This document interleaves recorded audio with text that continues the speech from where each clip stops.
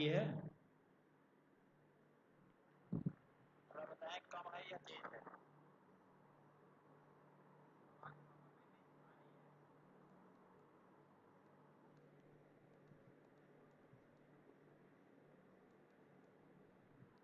Maximum यहाँ से हम सेटिंग कर दिए हैं। बाकी आप लोग थोड़ा सा देखिए, आवाज़ एक बार क्लियर कर दीजिए। मीडियम है। ओके, चलिए। बाकी आप लोग थोड़ा सा देखिए, आवाज़ एक बार क्लियर कर दीजिए। मीडियम है। ओके, चलिए। चलिए आज की क्लास स्टार्ट करते हैं। आप लोग थोड़ा सा शेयर कर दीजिए। बस 1 मिनट में ही क्लास स्टार्ट हो जाएगी आपकी। योगेंद्र है, ठीक है सर। चलिए मैं अपने मोबाइल का माइक कम कर देता हूँ और आप लोग अपने कमेंट कंटिन्यूसली मुझे देते रहिएगा।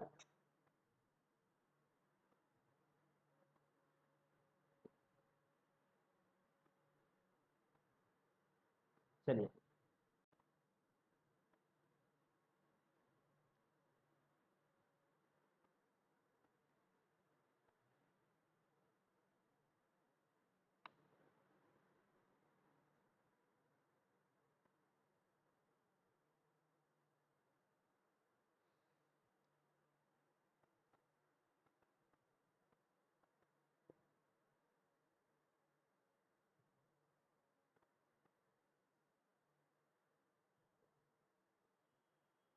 मैं विपुल कुमार पांडे गुरुकुल क्लासेस के यूट्यूब चैनल पे आप सभी का स्वागत करता हूं।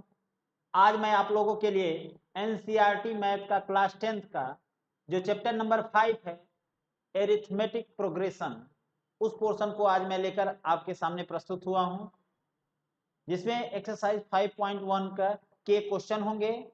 आज ये मेरा पहला एपिसोड है इस चैनल पे और क्लास 10th से रिलेटेड, इसलिए आप लोग थोड़ा सा ध्यान दीजिएगा और सहयोग बनाए रखिएगा। हाँ, आप आपका फेस बढ़िया दिख रहा है। चलिए, योगेंद्र सीरीज कह रहे हैं आपका फेस बढ़िया दिख रहा है, धन्यवाद। इसी तरह प्यार बनाए रखिए। और अब मैं चाहता हूं कि क्लास को स्टार्ट करूं। इसमें मुझे आपके ग्रुप में जितने लोग हैं, थोड़ा सा मुझे एक बात बता दीजिए कि इसमें कितने लोग हैं जो क्लास 10 से रिलेटेड है। एक बार कमेंट करिए।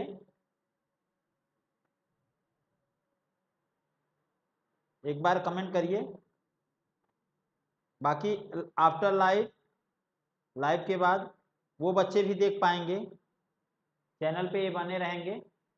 और इस चैनल को आप लोग सब्सक्राइब कर लीजिएगा, एक खास तौर से एकेडमिक वाले बच्चे।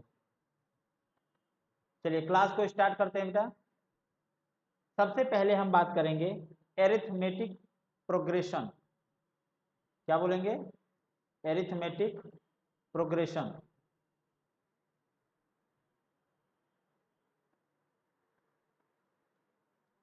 समांतर श्रेणी जिसको बोलते हैं बेटा, क्या बोलते हैं इसको? समांतर श्रेणी। समांतर श्रेणी संख्याओं की एक ऐसी श्रेणी जिसमें संख्याओं को समान अंतर पे रखा जाता है, उसे हम क्या बोलते हैं? समांतर श्रेणी या एरिथमेटिक प्रोग्रेशन बोलते हैं। An arithmetic progression is the list of the number, यानी नंबरों का वो एक सेट होता है, लिस्ट होता है, in which each terms is obtained by the adding a fixed number to the preceding terms except the first term. First term को छोड़ के बाकी सबका जो टर्म्स मिलेगा उसमें कुछ न कुछ ऐड किया जाएगा।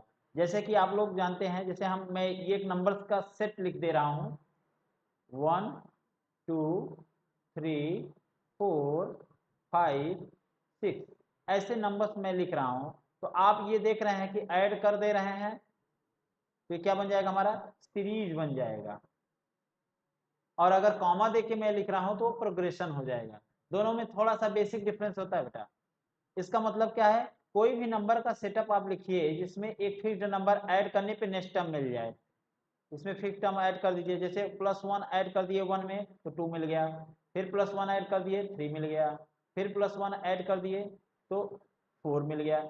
ऐसे ही एक फिक्स्ड नंबर को हम ऐड या सब्ट्रैक्ट कर दें, ध्यान दीजिएगा, ऐड भी करने से या सब्ट्रैक्ट करने से, एडिशन और सब्ट्रैक्शन से हमेशा जो सीरीज बन के आती है वो क्या आती है, अरिथमेटिक प्रोग्रेशन।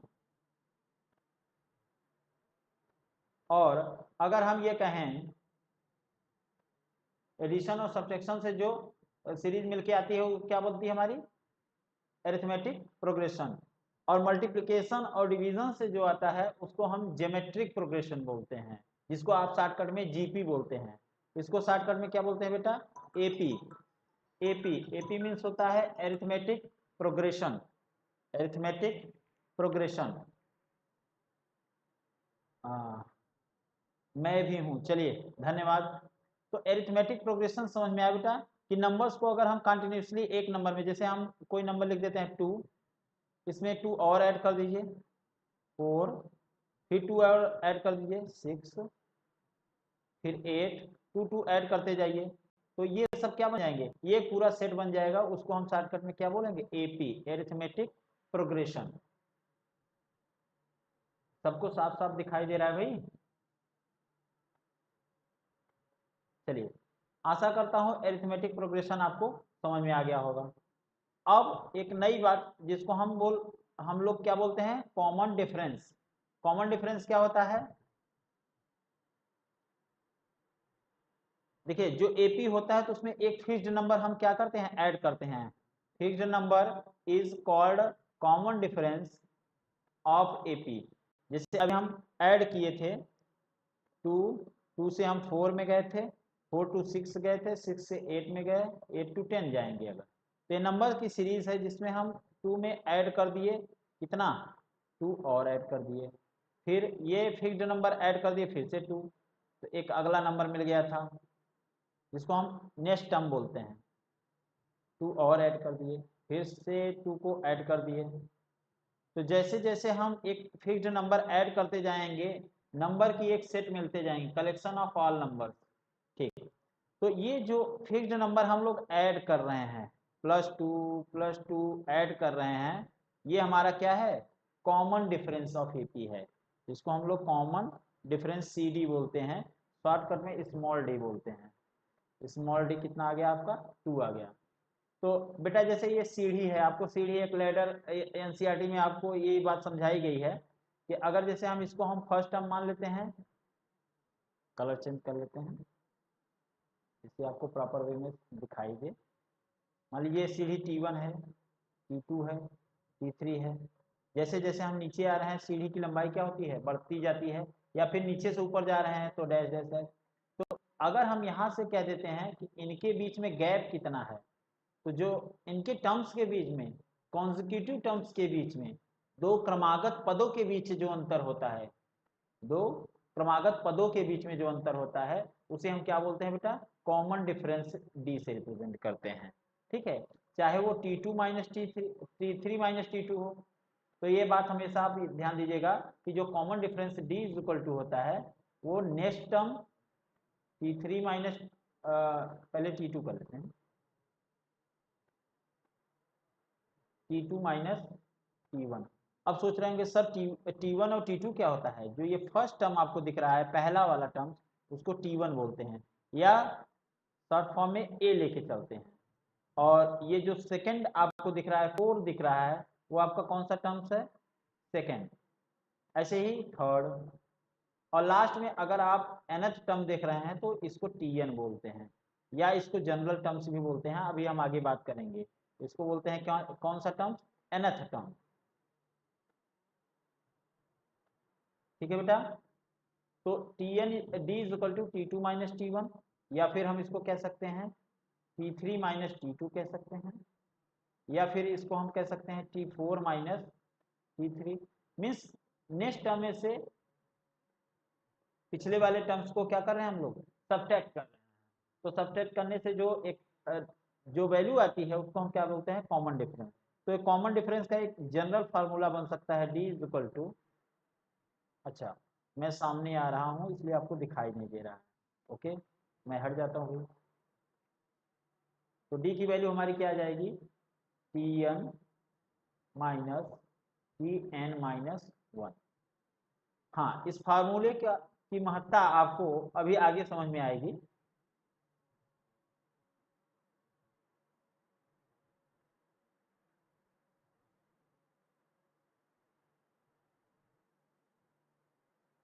ये फार्मूला आपका ऐसे, ठीक है।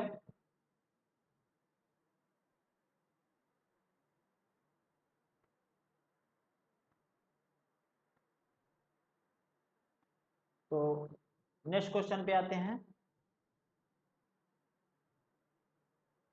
ये तो क्या था हमारा, कॉमन डिफरेंस। कॉमन डिफरेंस को अगर हम समझ चुके हों तो अब चलते हैं भाई किस पर, अब बात करते हैं general terms, NAP, general terms of NAP. ये जनरल टर्म्स क्या होते हैं, जो सबके लिए काम करते हैं बेटा, मीन्स हर जगह काम करते हैं, जनरल टर्म्स।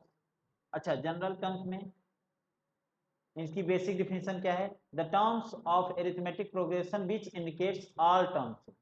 ऑल टर्म्स का मतलब समझ में आया बेटा, जो सभी टर्म्स को इंडिकेट करते हैं, चाहे जो आप टर्म्स ढूंढना चाहते हो आप यहाँ से आपको मिल जाएगा। तो general terms which indicates all terms. क्या वॉइस क्लियर नहीं आ रही क्या? Generally it is represented by TN और कहीं कहीं पे एन लिखा रहता है। जो टीएन का फार्मूला आपके सामने रिप्रेजेंट किया गया है वो ये रहा। कैसे, T n is equal to a plus n minus 1 into D. ये फार्मूला कैसे आया इसके बारे में थोड़ी सी अगर चाहें तो आप चर्चा कर सकते हैं। छोटी सी बात है, आप समझ लीजिए कि जैसे मैं आपको टर्म्स बताया कि कोई भी एपी का टर्म्स जो पहला टर्म्स होगा वो क्या होगा, ए होगा, और इसमें कुछ नंबर ऐड कर दिया जाएगा तो नेक्स्ट टर्म मिल जाएगा। यानी हम कह सकते हैं ए प्लस डी ऐड कर दिया जाए, फिर इसमें एक और टर्म्स ऐड कर दिया जाए, वही कॉमन डिफरेंस, जो कॉमन डिफरेंस है उसी चीज को आप क्या करिए, ऐड करते चले जाइए। तो क्या मिल जाएगा, ए प्लस 2d। फिर नेक्स्ट में और आप ऐड कर लीजिए a प्लस 3d, यानी डी डी ऐड आप करते चले जाएंगे तो आपको नेक्स्ट टर्म मिलता जाएगा। तो बेटा आप ये बताइए कि मुझे अगर हम nth टर्म की बात कर लें, nth टर्म की, nth टर्म क्या होता है, यनवा पद, हिंदी भाषियों के लिए यनवा पद। मैं लिख भले ही इंग्लिश में रहा हूं लेकिन बोल हिंदी में रहा हूं, सबके लिए काम की बात है भाई। तो nth टर्म क्या होगा, आप सोचिए, जो फर्स्ट टर्म था, फर्स्ट टर्म में क्या था, T1, और T1 क्या था, a प्लस डी तो है नहीं, इसका मतलब इसका कोफिशिएंट यानी गुणांक क्या था, 0। उसी तरीके से दूसरा टर्म्स क्या था, T2, तो इसमें कोफिशिएंट क्या रहा है, इसका मतलब दूसरा टर्म्स है तो यहां क्या लिख सकते हैं, 2 माइनस 1 यानी 1, डी एक ठो है ना, उससे ज्यादा तो है नहीं। अच्छा, तीसरे टर्म में इसी तरीके से, तो nth टर्म में क्या होगा, जो भी टर्म्स है उसमें से कोफिशिएंट डी का क्या होगा, गुणांक क्या होगा, एक कम होगा। इसीलिए nth टर्म क्या मिला हमको, a is equal to n minus 1 into D. ठीक है बेटा, चलिए अब अगर हम ये कह दें कि इफ, अगर हम पूरी सेट में केवल n टर्म्स ही हैं, टोटल हमारे पास कितने टर्म्स हैं, n टर्म्स ही हैं, तो जो लास्ट टर्म होगा वो nth टर्म होगा। If NAP has only n terms,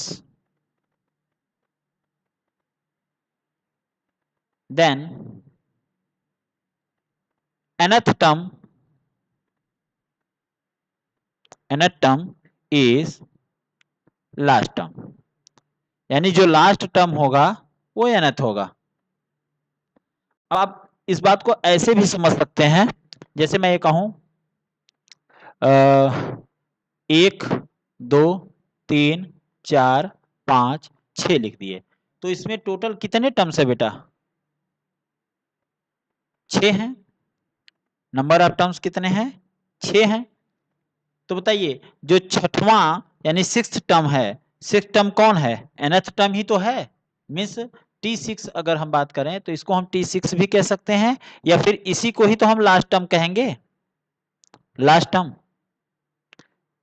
यानी जितना यहाँ n है टर्म्स की संख्या है, पदों की संख्या है, उतना ही वही तो लास्ट टर्म है। तो लास्ट टर्म का कॉन्सेप्ट हमारे दिमाग में क्लियर हो जाना चाहिए। ओके,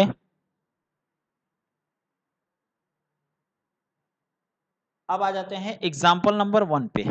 एग्जाम्पल नंबर 1 क्या है बेटा? ध्यान से देखें और आप इसको सॉल्व करने का प्रयास करें। For the AP 3/2, 1/2, -1/2, -3/2, write the first term of an common difference. First term में आपको साफ साफ दिख रहा है। अगर हम सोल्यूशन की बात करें तो सोल्यूशन क्या होगा, यानी फर्स्ट टर्म क्या होगा हमारा? First term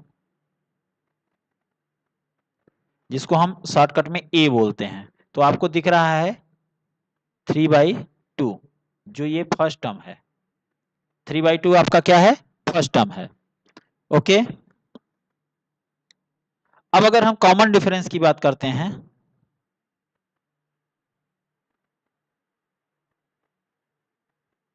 common difference small D की बात करें तो नेक्स्ट टर्म में से क्या करें? प्रीवियस टर्म को सबट्रैक्ट कर दें। तो नेक्स्ट टर्म क्या होता है? T2 माइनस T1 कह सकते हैं। आप आगे भी कर सकते हैं, T3 माइनस T2 भी कर सकते हैं। दोनों में वैल्यू क्या आएंगी? सेम आएंगी। अगर आप देखेंगे तो दोनों में वैल्यू क्या आएंगी? सेम आएंगी। तो T2 कितना है बेटा?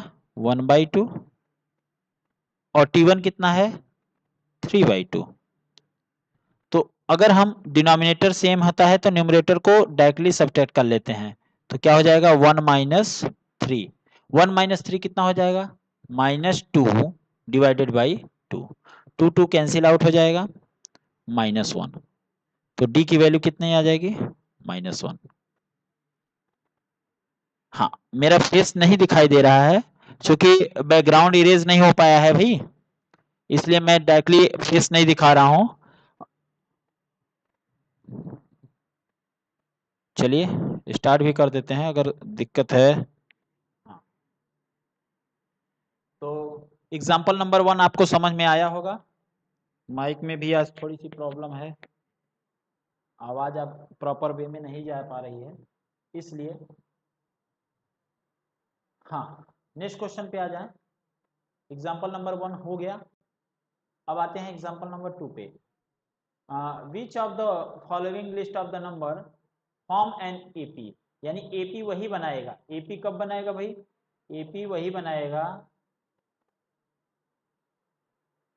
एपी कब होगा? जब कॉमन डिफरेंस सेम रहेगा, यानी नेक्स्ट टर्म में से प्रीवियस टर्म को सब्ट्रैक्ट करिए और वैल्यू आपकी क्या आ जाए? सेम आ जाए। ठीक है, वैल्यू आपकी सेम है, यानी D is same for all terms, यानी सभी टर्म्स के लिए सेम आ जाए। चलिए फर्स्ट क्वेश्चन को लेते हैं और उसका सोल्यूशन करते हैं। 4 10 16 22। हाँ, कॉमन डिफरेंस देखने के लिए बेटा ये है आपका T1 फर्स्ट टर्म, ये रहा आपका T2, T3 और T4। तो सबसे पहले आप क्या करेंगे? आप T2 माइनस T1 करिए, यही बेसिक तरीका है। तो 10 - 4 = 6 है। ओके, नेक्स्ट में अगर हम देखें तो T3 माइनस T2, तो हो जाएगा 16 - 10 = 6। T4 माइनस T3 देख लेते हैं तो कितना आ जाएगा। T4 आपका कितना है 22 माइनस 16 कितना हो जाएगा, ये भी 6 आ जाएगा। देखिए ये कॉमन डिफरेंस सेम है कि नहीं, same for all, same for all differences, so it makes, ये क्या बनाता है, it makes AP arithmetic progression बनाता है। मीन्स आप पहले वाले क्वेश्चन के लिए कह सकते हैं कि ये AP में है। चलिए दूसरे वाले के लिए लीजिए, नेक्स्ट पेज पे ले लेते हैं सेकंड।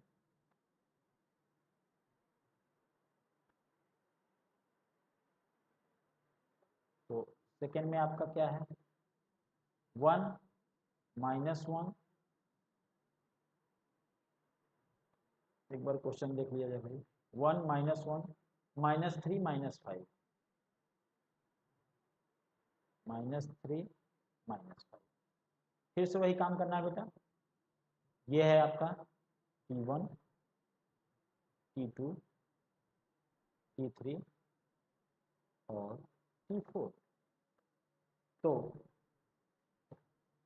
यहाँ से अगर हम देखें तो T2 minus T1 common difference देखते हैं तो माइनस वन कितना हो जाएगा -2। अगर हम T3 माइनस T2 देख लें तो T3 अपना क्या है भाई -3 माइनस ऑफ -1। अब बस इसी बात को ध्यान देना है कि जब हम माइनस कर रहे हैं तो ब्रैकेट में हम जब भी किसी नंबर को माइनस नेगेटिव नंबर्स को लिखते हैं, जय हिंद गुड इवनिंग, जब भी हम नेगेटिव नंबर्स को लिखते हैं तो उसके सामने माइनस का ध्यान देते हैं, क्योंकि सबसे बड़ी गलती हम लोग यही करते हैं। तो जहाँ चांसेस गलती करने की ज़्यादा रहे तो उस पर आप अलर्ट हो जाया करिए। तो यहाँ क्या हो जाएगा -3 + 1 हो जाएगा, तो बेटा -2 आ जाएगा।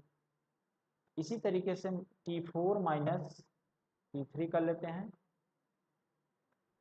-5 माइनस ऑफ -3, तो -5 + 3 हो जाएगा और ये भी -2 आ जाएगा। Same for all, so it makes AP। ये क्या है, ये भी AP में। आइए थर्ड क्वेश्चन पे आते हैं। सभी क्वेश्चन करवाना जरूरी नहीं है, लेकिन फिर भी NCERT के क्वेश्चन जो हैं उसको मैं करा रहा हूँ। और ये 2 क्वेश्चन आपको कहिए तो होमवर्क दे दिया जाए। चलिए एक और करते हैं, सेकेंड वाले थर्ड वाले करते हैं -2 2 -2 2, यानी अल्टरनेट, एक पहला -2 है तो दूसरा +2 है। ओके, -2 2 -2 2। चलिए मैं आपको यहीं डायरेक्टली बताते जा रहा हूँ। अगर हम 2 में से -2 को सब्ट्रैक्ट करें 2 माइनस -2 हो जाएगा, यानी 2 + 2 = 4। अच्छा -2 में से फिर से -2 को सब्ट्रैक्ट कर दीजिए, -2 -2 कितना हो जाएगा -2 -2, ये हो जाएगा -4। अब देखिए आपको यहीं पे अनइक्वल दिखाई दे रहे हैं, अनइक्वल हो गए, तो ये नॉट AP होगा। कौन सा होगा, AP नहीं होगा बेटा, ये AP जनरेट नहीं कर रहा है, क्योंकि AP अगर होता तो ये बराबर देता मुझे, सब डिफरेंसेस जितने भी डिफरेंसेस थे सब सेम देता। तो एक बार आप लोग क्लियर कर दीजिए, आवाज जा रही है कि ना भाई, हम बोलते चले जा रहे हैं पता चले आवाज ही नहीं जा रही है, मूक बधिर पिक्चर बन जाएगी ये।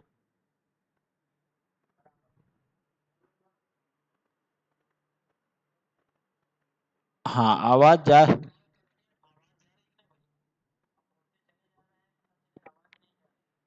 चलिए माइक को मुंह पे लगाना पड़ेगा, क्योंकि आवाज मैं देख रहा हूँ कि विदाउट माइक मुंह पे लगाए आवाज साफ नहीं आ रही है।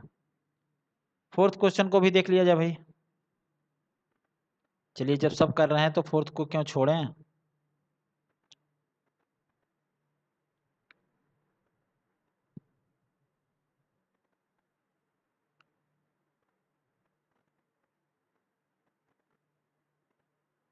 अगर आप लोग इस वीडियो पर आप लोग का सहयोग बना तो मैं आपको रेगुलर शाम को 7 बजे से लाइव आके पढ़ा सकता हूँ, ठीक है।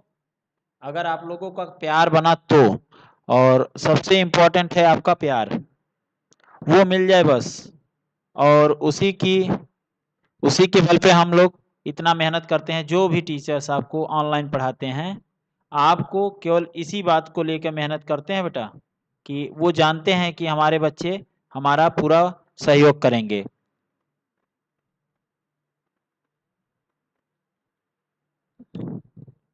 ओके,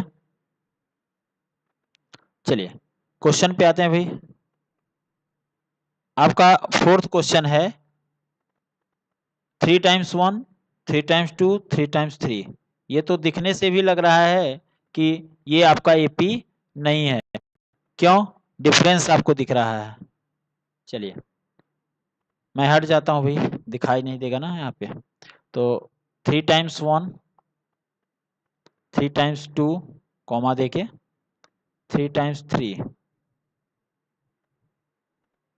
हाँ, 1 माइनस 1 करेंगे 0, 1 माइनस 1 करेंगे 0। यहां तक तो आपको लगता है कि ये एपी है, लेकिन 2 माइनस 1 करेंगे तो आपको 1 मिलने लगेगा। 2 माइनस 2 करेंगे फिर से 0, तो 2 माइनस 2 करेंगे फिर से 0। क्या ये 0 0 ही आता रहता तो एपी होता? यस सर, बट यहाँ पे एपी नहीं है, नॉट एपी। क्यों एपी नहीं है बेटा? आप ध्यान दीजिए कि ये दोनों ए 1 और 0 सेम नहीं है। 1 और 0 क्या है? सेम नहीं है, इसलिए। तो ये एग्जाम्पल कंप्लीट होता है बेटा। अब आइए एक्सरसाइज नंबर 5.1 पे आते हैं। अच्छा, आपको यहाँ पे आप लोगों ने क्या सीखा? पहले 2 चीज समझ लें। क्या आप लोगों ने यहाँ पे क्या सीखा अभी तक? पूरे एपी में क्या सीखा कि एपी होता क्या है? सबसे पहले एपी के बारे में आपने जाना कि एपी क्या होता है।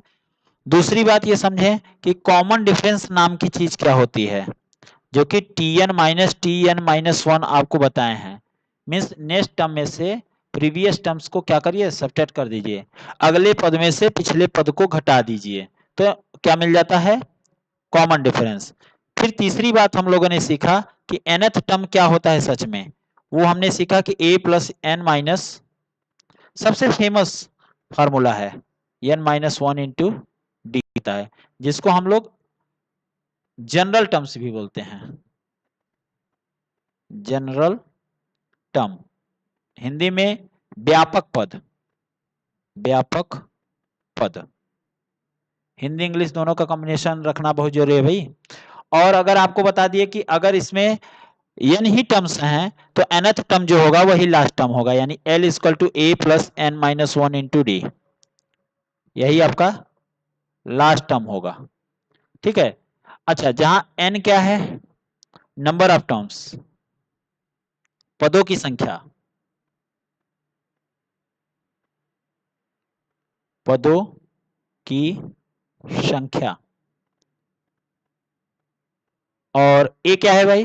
फर्स्ट टर्म है, फर्स्ट टर्म यानी प्रथम पद, हिंदी में बोलते हैं प्रथम पद, पहला। अच्छा, डी अपना क्या है? कॉमन डिफरेंस,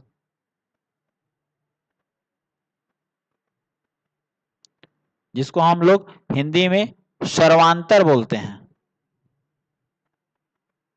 हिंदी में क्या बोलते हैं भाई? सर्वांतर बोलते हैं। तो इतनी बातें हम लोगों ने सीखा।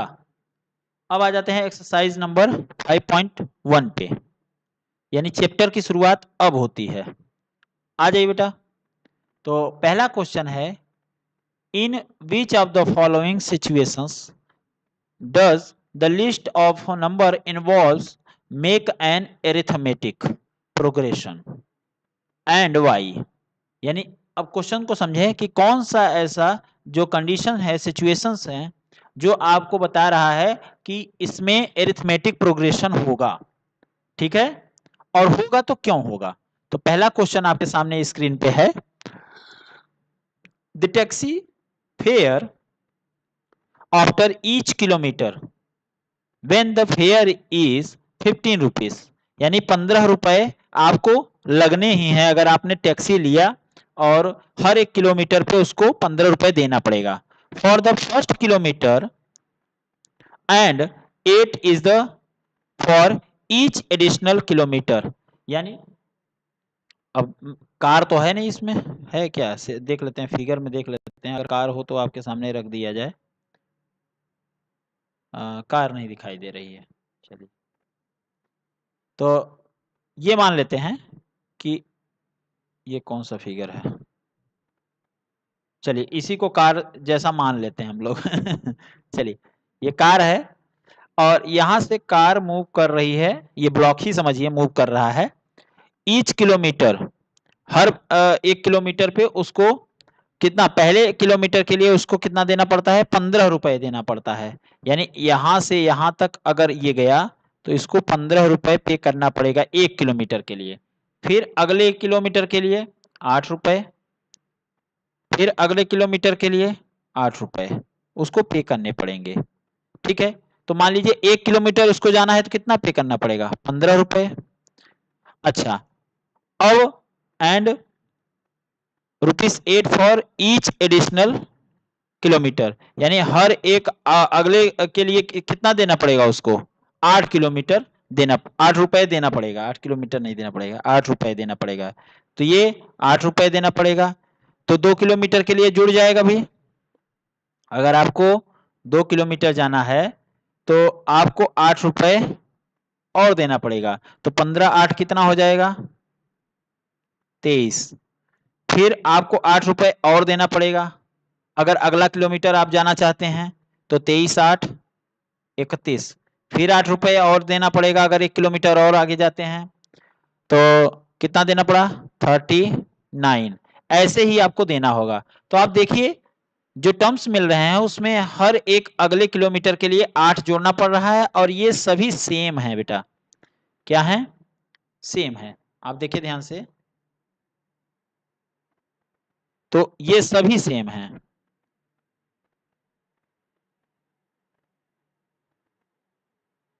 +8 का चक्कर है, सब में सेम है फॉर ऑल टर्म्स।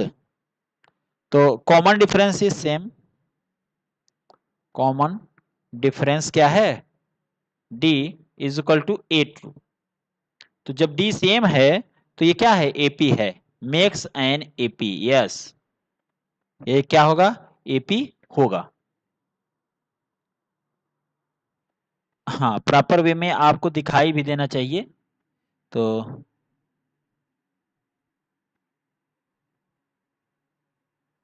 क्या आपको साफ साफ दिखाई दे रहा है, आवाज आ रही है, सभी लोग थोड़ा सा बताते चलें।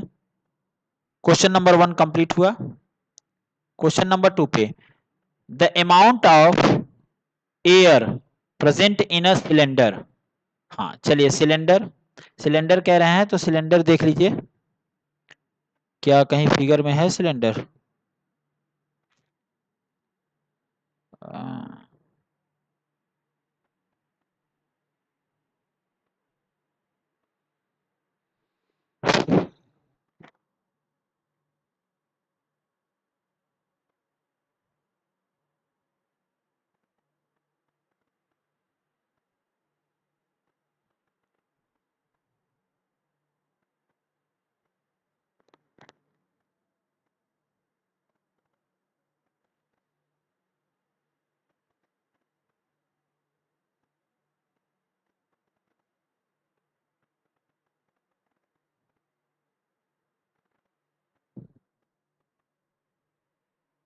सिलेंड्रिकल 3D फिगर्स नहीं दिखाई दे रहे हैं भाई।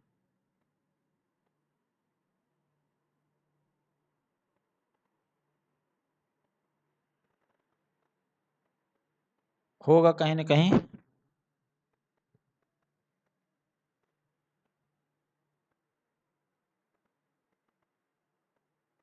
चलिए सिलेंडर बना लेते हैं।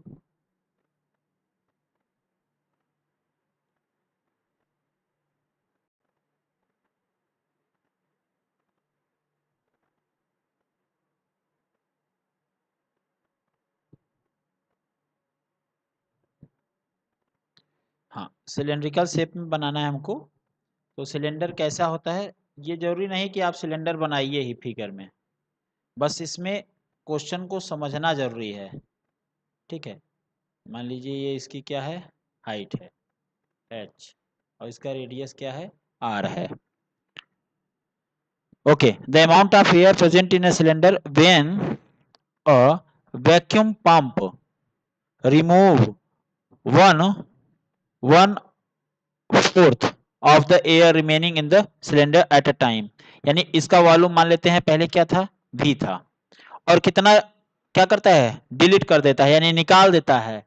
वैक्यूम पंप क्या करता है, इसको इलिमिनेट कर देता है, निकाल देता है। तो पहला टर्म्स क्या रहा होगा, v।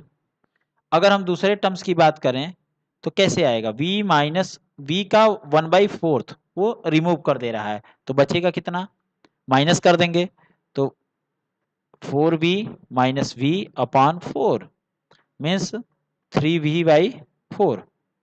क्या मिला, सेकेंड टर्म्स मिला। थर्ड टर्म्स की बात अगर करें तो अब जितना बचा हुआ है उसका 1/4 यानी 3v/4 बचा हुआ है, और उसका 1/4 यानी 3v/16 माइनस कर देते हैं, तो एलसीएम इसका आ जाएगा 16, 4 3 जा 12, v माइनस 3v, तो आ जाएगा 9v/16। डिफरेंस देख लेते हैं, कॉमन डिफरेंस, तो T2 माइनस T1 देखें कितना रहे भाई, 3v/4 माइनस v, तो आ जाएगा माइनस v/4। इसी तरीके से T3 माइनस T2 देख लें तो क्या आ जाएगा, 9v/16 minus 3v/4। Okay, 3v/4, तो एलसीएम आ जाएगा 16 या 9v माइनस 3 × 12v हो जाएगा, तो माइनस 3v/16। ये आप देखिए माइनस 3v/16 आ रहा है, यहाँ माइनस v/4 आया है, तो ये एपी नहीं है, नॉट एपी। ठीक है, हाँ, इसका क्वेश्चन का ये जो पीडीएफ है, क्वेश्चन के बाद आपको पीडीएफ प्रोवाइड कर दिया जाएगा टेलीग्राम ग्रुप पे। ओके, थर्ड क्वेश्चन पे आते हैं बेटा। थर्ड क्वेश्चन अपना क्या है, थर्ड क्वेश्चन है the cost of digging a well, एक कुआं खोदने का जो पैसा लगता है, आफ्टर एवरी मीटर, हर एक मीटर के बाद, digging, when it cost 150 for the first metre, यानी पहले मीटर के लिए 150 रुपए लगता है कुआं खोदने का, and rises by 50 for each subsequent metre, यानी अगले मीटर के लिए 50 रुपए और ऐड हो जाएगा, तो हर बार 50 ऐड होगा तो यहाँ 200 हो जाएगा, फिर 50 ऐड कर देंगे तो 250 हो जाएगा अगले मीटर के लिए, फिर 50 ऐड कर देंगे, कितना हो जाएगा 300। अब आप देख रहे हैं कि ये डिफरेंसेस क्या हैं, सेम हैं। डिफरेंस जिसको आप लोग कॉमन डिफरेंस भी बोलते हैं, common difference are same, equal हैं। डी की वैल्यू कितनी है भाई इसमें, +50, तो ये है 50, सबके लिए क्या है, सेम है, सो इट मेक्स एपी, ये एपी है। ठीक,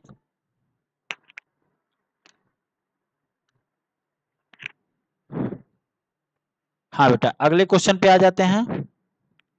the amount of money in an account every year, हर साल, when 10,000 is deposited at compound interest at 8% per annum.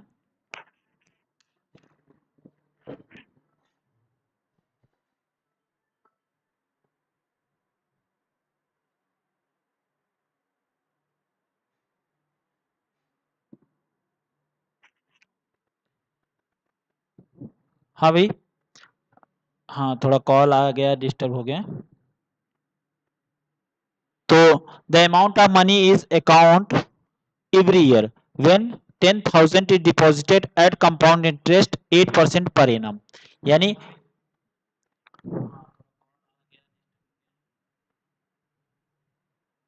चलिए तो सबसे पहले पहला अमाउंट क्या रहा होगा T1। इनका कहना है कि सबसे पहले कितना है 10,000 10,000 रुपए था और कंपाउंड इंटरेस्ट उसको मिल रहा है 8% पर एनम, यानी रेट क्या है 8% है। तो अगर हम T2 की बात करें तो 8% इसका क्या मिल जाएगा इसको कंपाउंड इंटरेस्ट। तो जो A इज इक्वल टू होता है अगले साल के लिए, अगले एक साल के लिए, वो क्या हो जाएगा P प्लस PRT बाई 100। ये कैसे आया सर जी? ये है जिसको आप मूलधन बोलते हैं, प्रिंसिपल वैल्यू। और अगर हम कहें कि रेट 8% है और पी अमाउंट कितना है 10,000 है और टाइम कितना है अगले साल की बात कर रहे हैं तो एक ही साल तो हुआ ना आगे, तो आप कह सकते हैं यहाँ पे कि 10,000 प्लस 10,000 गुना रेट है 8 और समय है एक साल का बट्टे 100, तो 00 कैंसिल आउट हो गया। अब आप सोच रहे होंगे सर जी कंपाउंड इंटरेस्ट का फार्मूला नहीं लगा रहे हैं।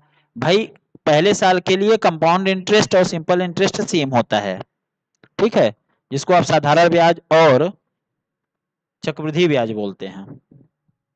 हाँ 00 कैंसिल आउट हुआ तो 10,000 में क्या जोड़ देंगे भाई 80 रुपए, तो 80 रुपए इसका ब्याज आया।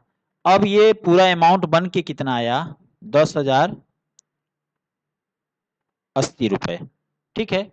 अब T3 की अगर हम बात करें ध्यान से देखिएगा तो जब जो नया अमाउंट आएगा वो क्या आएगा, अब प्रिंसिपल वैल्यू इसकी क्या हो जाएगी 10,080 हो जाएगी और ये जो भी वैल्यू आगे प्रोसीड करेगा वो 10,080 से आगे जाएगा। मींस इसमें पी का काम कौन करेगा 10,080 प्लस अब पी का काम 10,080 गुना रेट 8 है और फिर अगले एक ही वर्ष के लिए है ना इसलिए 1, तो 00 कैंसिल आउट कर दिए, नहीं एक ही जीरो जाएगा, तो एक ही जीरो कैंसिल करिए और गुणा भाग कर लीजिए।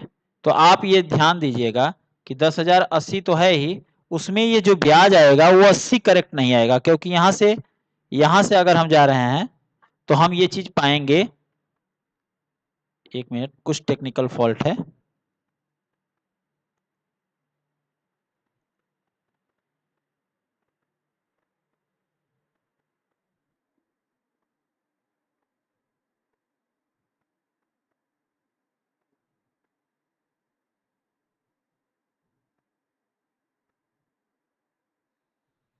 ओके तो यहाँ क्या आ जाएगा 8 अट्ठाई 64, तो यहाँ देखिए 80 रुपए बढ़ा था ना, यानी एक साल का ब्याज उनको कितना मिला था 80 रुपए मिला था। लेकिन अब यहाँ देखिएगा कुछ ज्यादा मिलेगा क्योंकि 80 रुपए का भी तो ब्याज मिल रहा होगा इस बार। कंपाउंड इंटरेस्ट में यही होता है बेटा कि उसमें इंटरेस्ट का भी इंटरेस्ट मिलता है जिसको हम कंपाउंड इंटरेस्ट बोलते हैं। तो यहाँ क्या हो जाएगा 8 अट्ठाई 64 और ये हो जाएगा 80, 8 का गुणा कर देंगे तो 80, तो 8,064 हो जाएगा, यानी जोड़ दीजिए तो ये वैल्यू आ जाएगी 468, 4 थर्ड प्लेस पे 0 फिर 8 इतना। तो ये क्या देखिए वैल्यू नहीं कुछ ज्यादा आ रहा है, अच्छा 10 से डिवाइड भी करना था ना तो यहाँ डेसिमल यहाँ रहेगा, ओके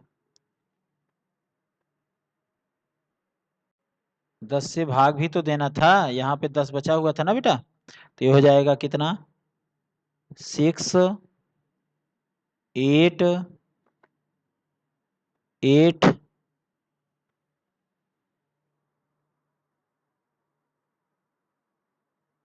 और 0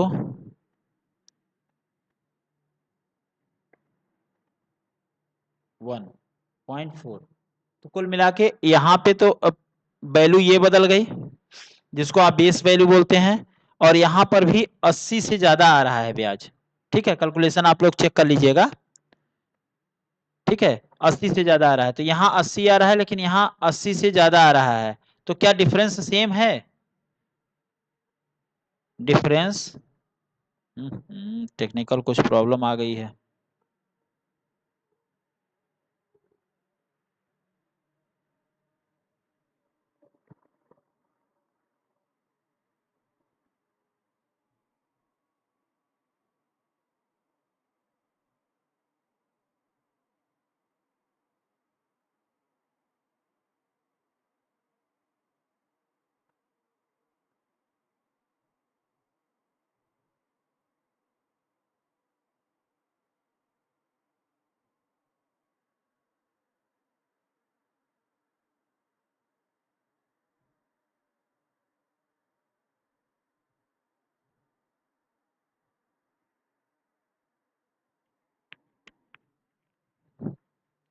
हाँ भाई, तो यहाँ डिफरेंस 80 से ज्यादा आ जाएगा।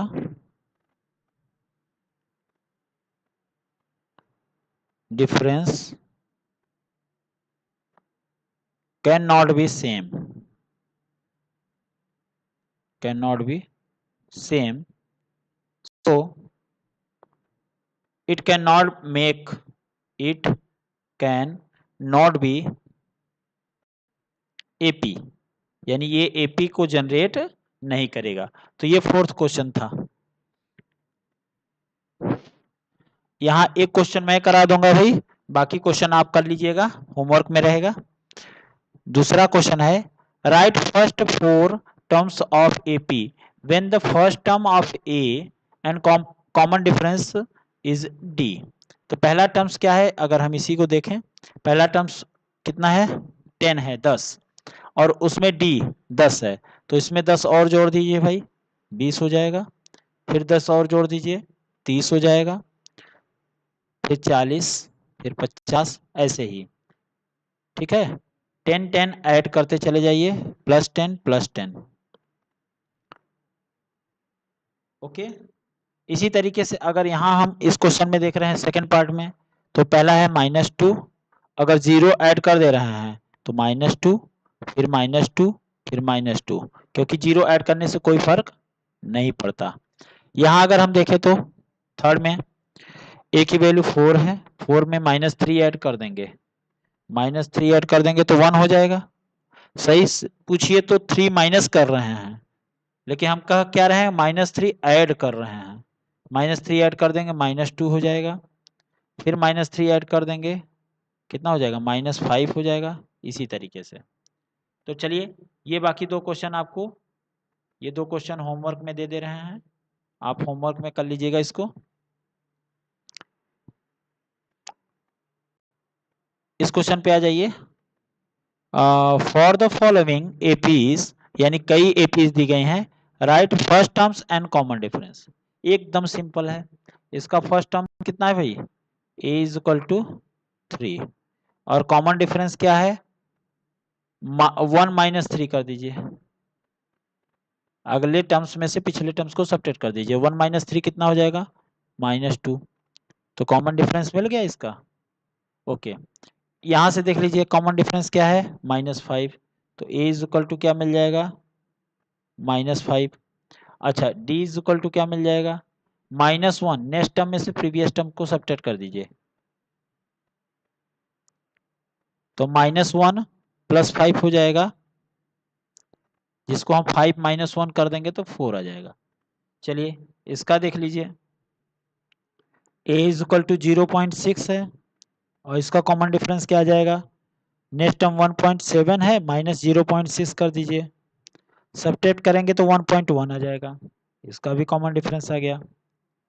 चलिए भाई इसको भी देख लेते हैं, तो a इज इक्वल टू 1/3 है, जो फर्स्ट टर्म आपको दिखाई दे रहा है ये a है, ठीक, और d क्या है आपका 5/3 - 1/3, तो डिनोमिनेटर सेम है, न्यूमरेटर सब्ट्रैक्ट हो जाएंगे, 5 - 1 कर लीजिए, 5 - 1 कितना होता है 4, 4/3 हो जाएगा, हो गया।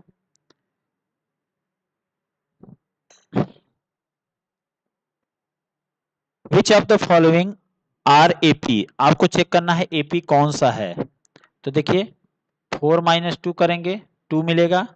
8 माइनस 4 करेंगे, यहाँ देखिए 2 मिलेगा।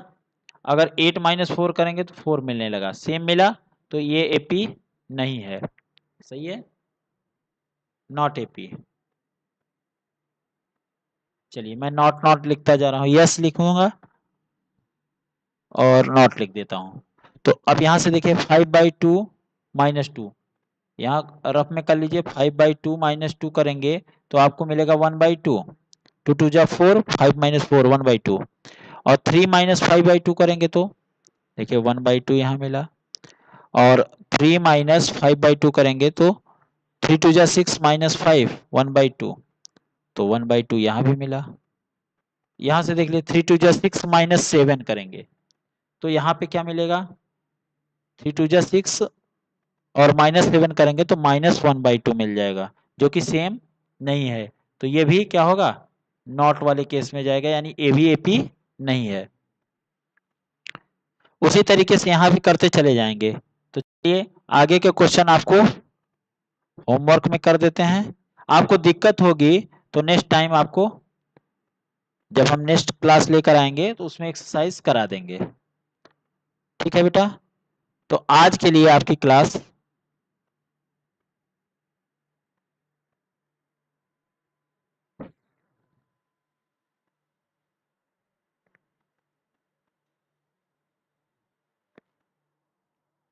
यहीं तक रखते हैं। ठीक है, आपको कुछ जानकारी दे देते हैं। किस विषय पे सर जी, किस विषय पे आप जानकारी देना चाहते हैं? ये जानकारी है आपके अपने विद्यालय माँ अर्चना पब्लिक स्कूल के बारे में है,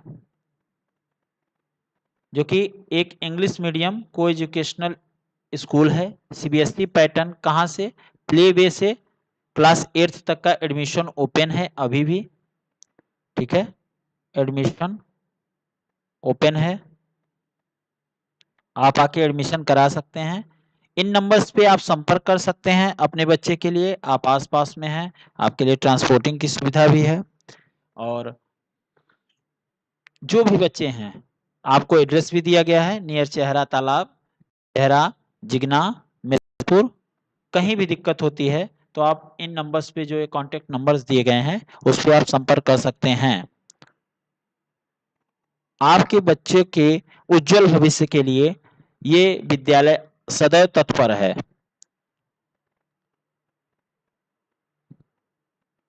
वैसे विजयदशमी बीत गई है, लेकिन एक बार फिर से आपको विजयदशमी की हार्दिक शुभकामनाएं। क्योंकि जब पीपीटी बना रहा होगा उस समय विजयदशमी के पहले बना होगा, इसलिए। चलिए, तो विजयदशमी की हार्दिक शुभकामना के साथ मैं आज विपुल कुमार पांडे आप सभी से विदा लेता हूं। अगर आप लोगों का प्यार इस वीडियो के प्रति बना रहा, मैं फिर से एक बार कहना चाहता हूं कि अगर आप लोगों का प्यार इसी तरीके से इस वीडियो के प्रति बना रहा, तो मैं अब प्रतिदिन शाम को 7 बजे लाइव आके आप लोगों का एनसीईआरटी बेस चैप्टर वाइज मैं आपको सोल्यूशन देता रहूंगा। ठीक है, और आपसे शाम को मुलाकात भी होती रहेगी। इसलिए मैं चाहूंगा कि इस वीडियो को ज्यादा से ज्यादा बच्चों तक शेयर करिए। चलिए, धन्यवाद।